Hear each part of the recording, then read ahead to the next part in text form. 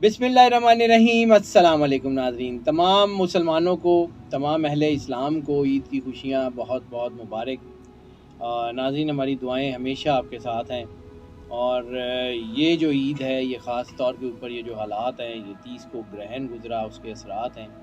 और कुछ इस वक्त अगर पाकिस्तान की स्पेशली बात करें तो पाकिस्तान के आदात इस वक्त बहुत अच्छे नहीं हैं, क्योंकि पाकिस्तान का जो जायचा है वो इस वक्त थोड़ा सा तसादम का इशारा कर रहा है। तो इस ईद पे ख़ास तौर पे सब लोग जो है वो ये ज़रूर दुआ करें कि अल्लाह पाकिस्तान पे रहम करे, पाकिस्तान को तागूती ताकतों से, साम्राज्यी ताकतों से आज़ादी नसीब हो, पाकिस्तान तरक्की करे, पाकिस्तान की आवाम का भला हो, पाकिस्तान के लोगों की जो है वो हालत बेहतर हो।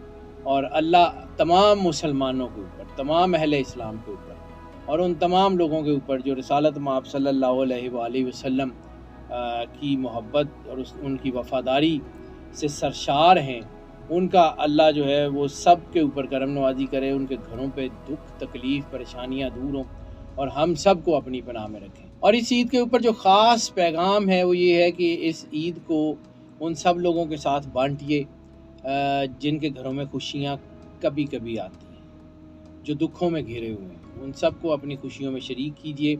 अल्लाह की सारी मखलूक को अगर आप अपने साथ शरीक करेंगे, क्योंकि रसालत माब सल्लल्लाहु अलैहि वसल्लम ने फरमाया है कि अगर तुम अपने दुश्मन के लिए दुआ कर सकते हो तो तुम्हें अपने लिए दुआ करने की ज़रूरत नहीं है।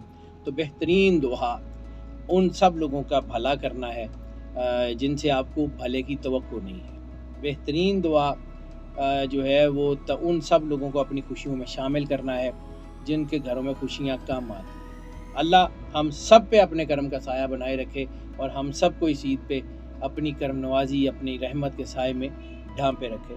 अल्लाह हाफ़िज़।